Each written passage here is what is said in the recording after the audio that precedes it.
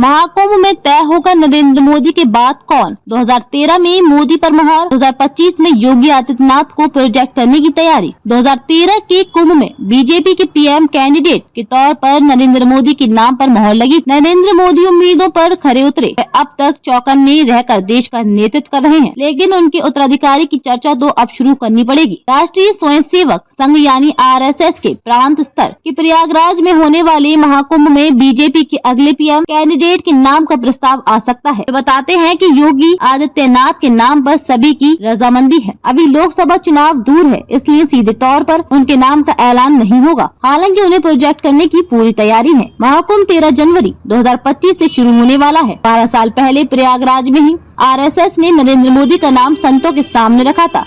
उनके समर्थन के बाद नरेंद्र मोदी को बीजेपी का पीएम कैंडिडेट बनाया गया।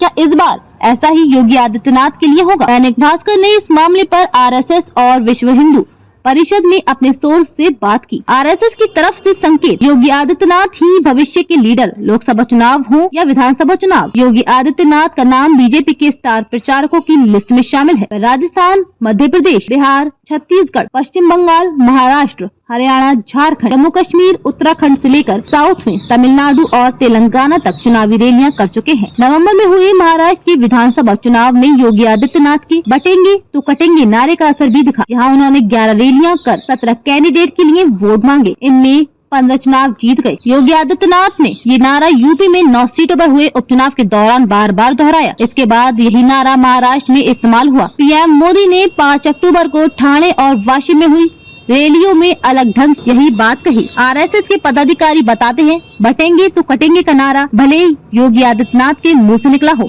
लेकिन इसके पीछे राष्ट्रीय स्वयंसेवक संघ है। ये RSS की शाखाओं में गाया जाने वाला बहुत पुराना गीत है। इसे आजादी के समय से गाया जाता है।